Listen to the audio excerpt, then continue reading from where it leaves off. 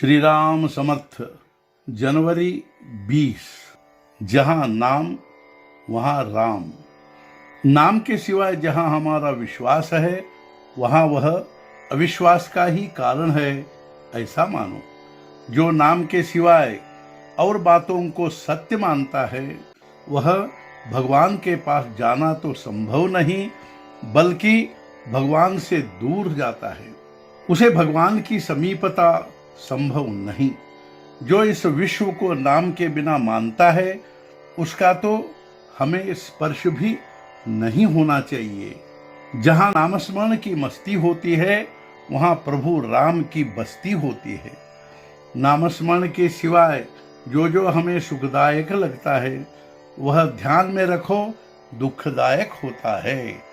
जो अपने हृदय में भगवान राम को नहीं रख पाते वे तो मंदिर मंडप का ढोंग करते हैं। प्रभु राम को अपना कर लो और जन्म मृत्यु का फंदा हमेशा के लिए तोड़ दो। प्रभु राम के सिवाय कोई देने वाला नहीं है, वही एकमात्र दाता है। नाम के ज्ञान से गृहस्थी में सबको समाधान मिलता है। जो बात घटेगी वह यदि हम प्रभु को समर्पित कर देंगे तो हमें सुख शांति मिलेगी।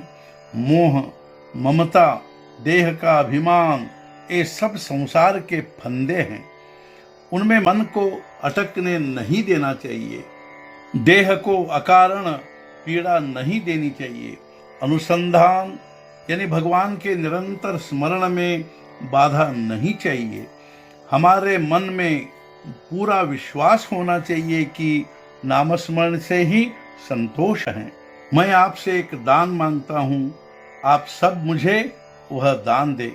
ध्यान में रखो नामस्मरण के सिवाय अन्य किसी भी बात में सुख नहीं है और अपने आप को प्रभु राम के चरणों में अर्पित कर दो। इस दान के अलावा मुझे और कुछ भी नहीं चाहिए। यही भीख मैं मांग रहा हूँ। व्यवहार कीर्ति विषयों में रुचि ये परमार्थ में बाधा डालने वाली चीजें हैं। इन सब बातों को हटा दो और नामस्मरण में लीन हो जाओ। राम को हृदय में विराजमान करना ही सही आधार है। सिवाय इसके जग में कोई बात सत्य नहीं है। जब तक हमारा देह के साथ संबंध है तब तक ही हमें लौकिक बातों में रुचि होती है।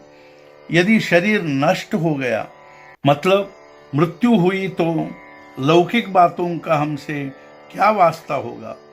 क्या हमारे साथ ये लौकिक बातें आएंगी? इसलिए इन लौकिक बातों में रुचि नहीं रखनी चाहिए और इसके कारण भगवान के प्रति जो लगन है उसका त्याग नहीं करना चाहिए। गृहस्थी के अल्प और मामूली सुख के लिए प्रभु का विस्मरण नहीं होना चाहिए।